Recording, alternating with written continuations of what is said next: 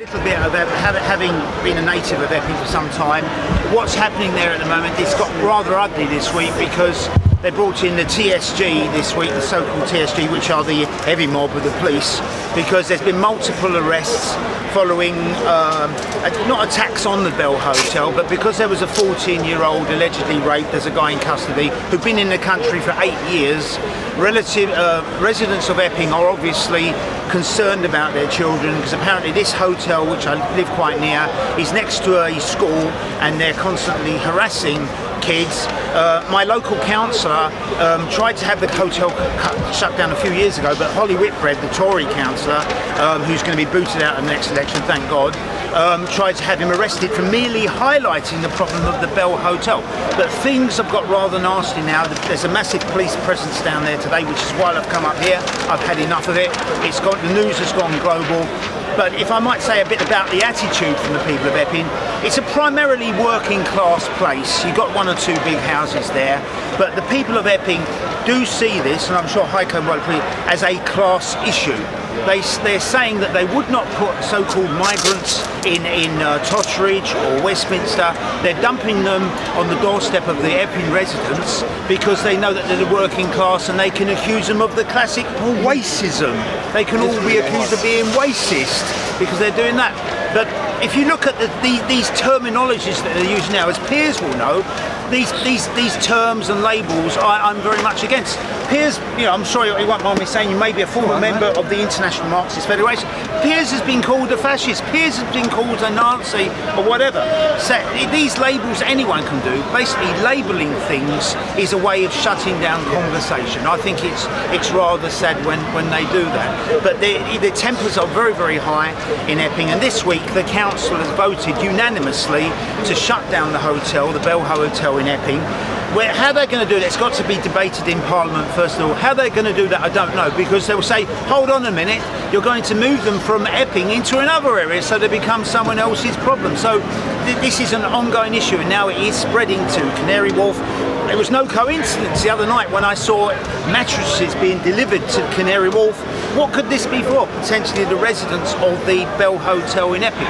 And might I say, it's not nice being a psychic. I would say I prefer the term economic migrants. I think these people are economic migrants. They may come from war zones, they may not. But as I can tell you, having worked in prison over the years, every prisoner, Were you a screw? No, I wasn't. These people who basically have got their own social worker and their own lawyer, and like if you know solicitors, they don't care how long the case goes on because the British taxpayers is paying for the bill for it, so they do not care. So it's the same with the Bell Hotel.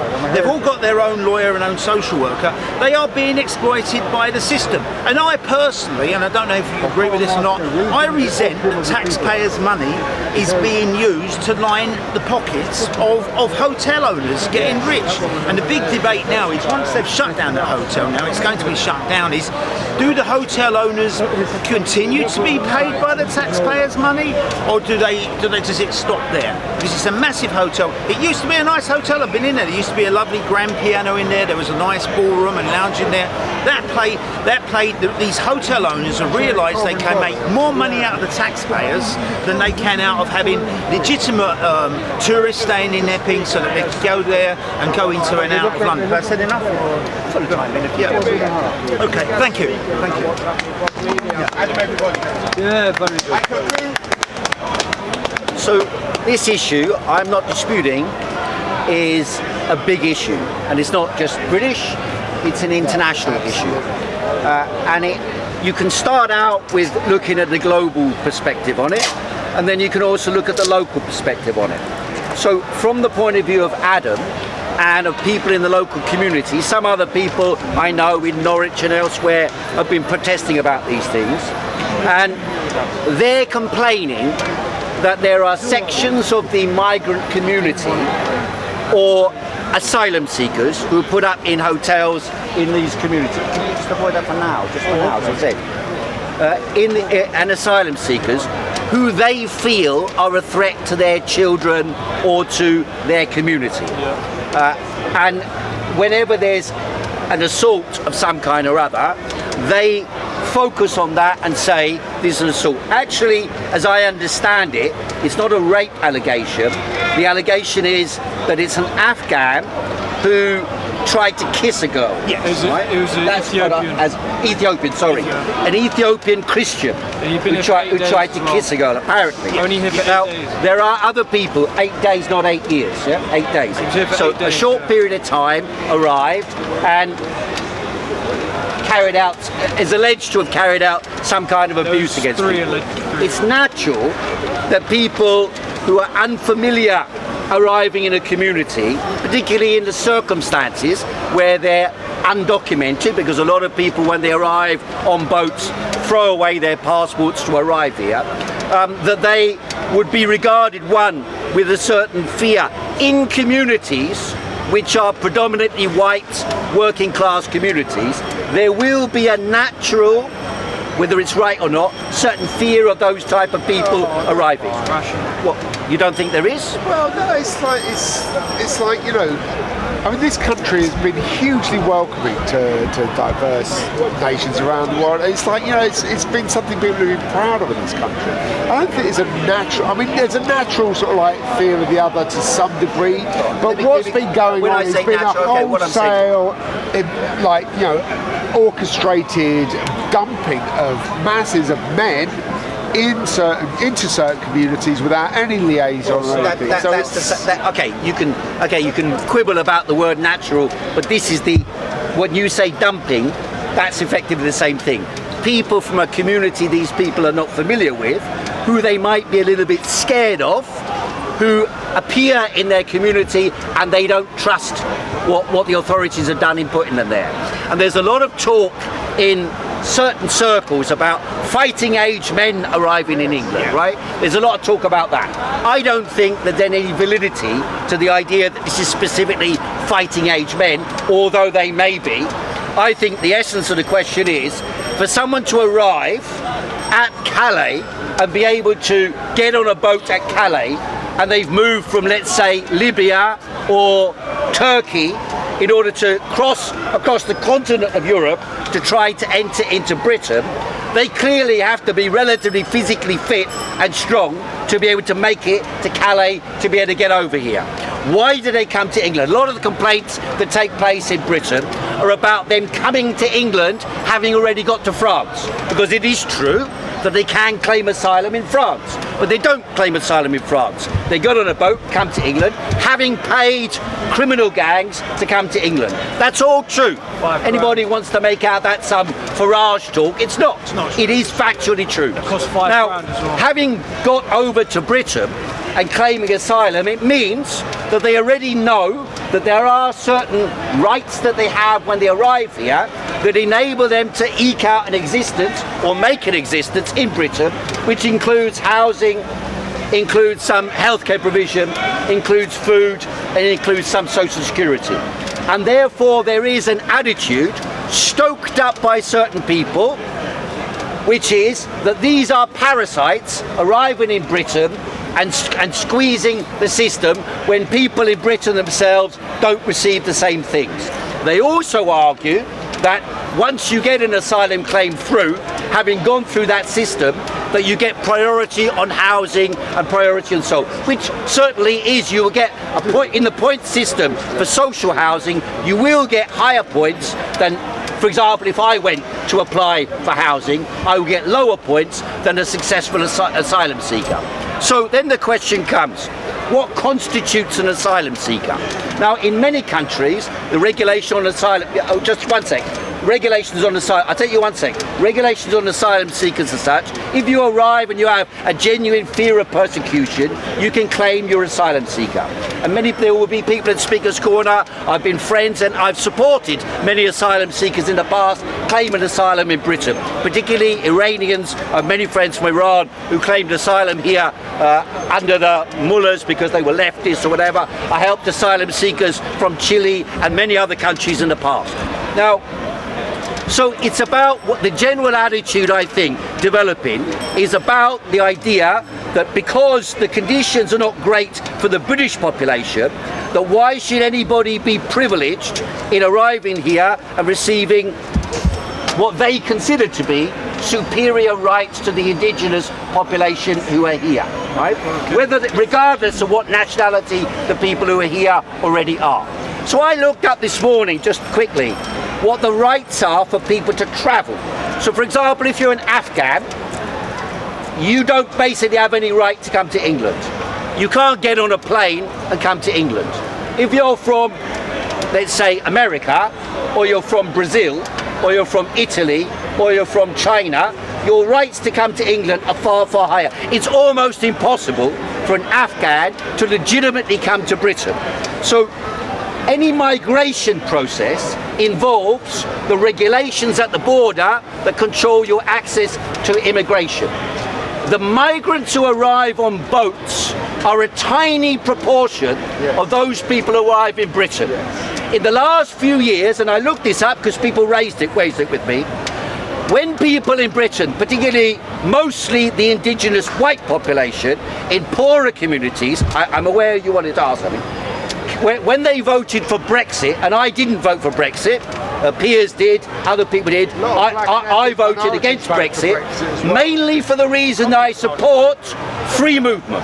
And I support free movement as a generic principle for the entire planet.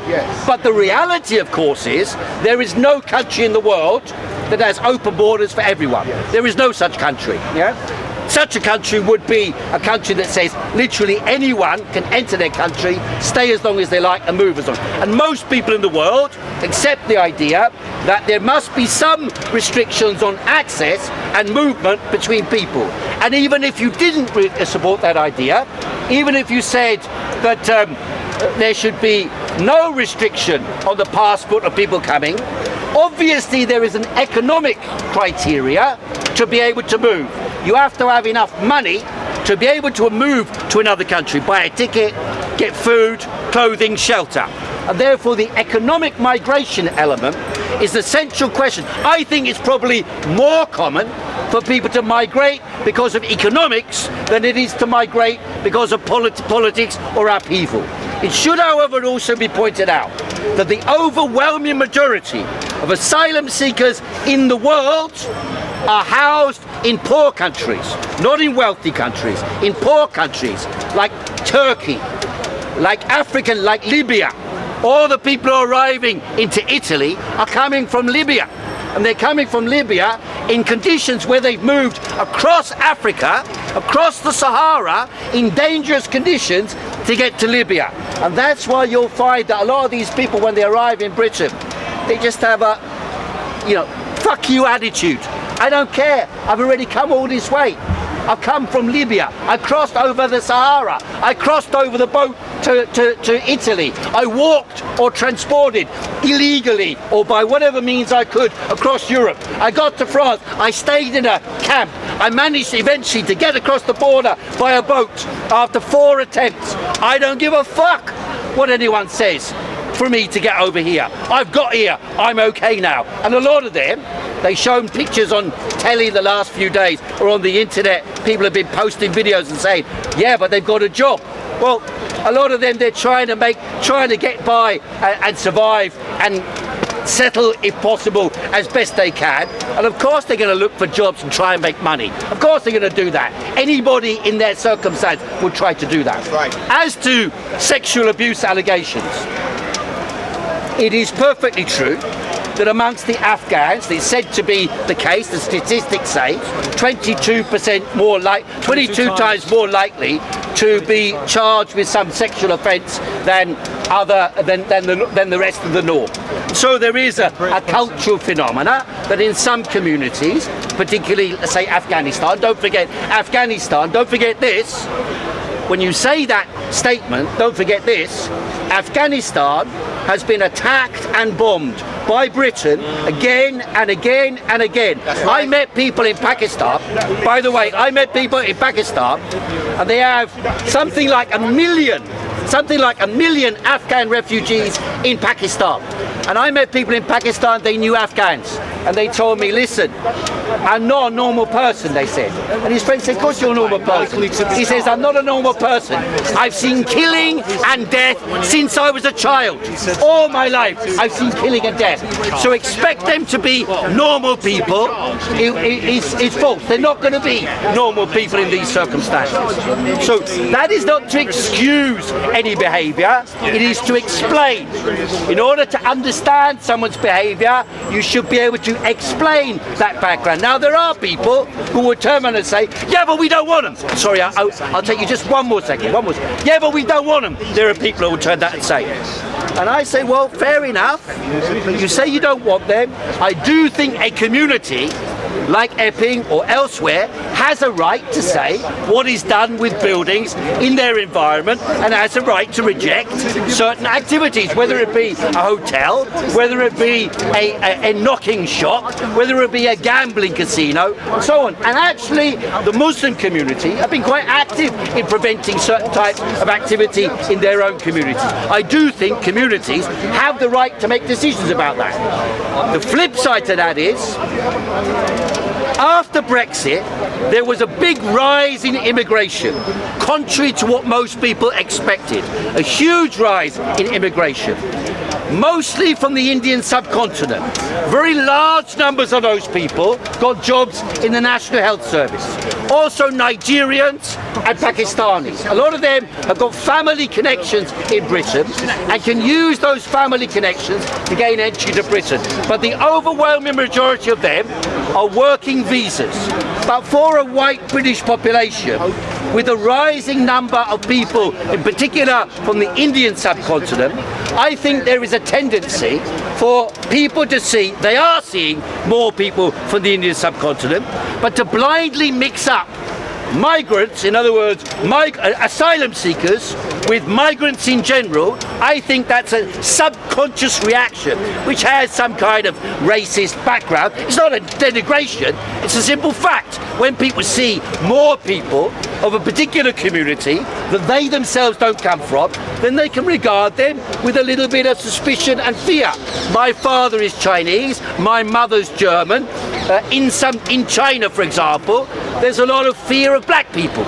There's a lot of racism against black people. That's right. In Peckham, there's a lot of Nigerians. A lot of the Nigerians in Peckham don't like the Caribbeans. In Brixton, a lot of the Caribbeans don't like Nigerians or Ghanaians. You know, so there is nothing in and of itself unusual about having subconscious racist ideas. That is a normal thing in society. It's a normal thing historically. Yet we live in a world of increasing globalization, increasing movement of people, increasing conflicts and so on that cause movements of people. So the issue is, how do you deal with integration of different communities and with the mass migration of people that is happening not only in Britain but everywhere around the world as a consequence of war, as a consequence of economics, as a consequence of people seeking to get a better life. How do you deal with that? Digital ID. Sorry, one sec. The gentleman in. That's exactly what they want. Oh, sorry, I'm talking to this gentleman. I'll come back to you in a minute. And didn't want to stop for a minute. I didn't want to be on camera. Yeah, come back a little bit later on, yeah? Adam. Heiko Khoo! Yeah, well done.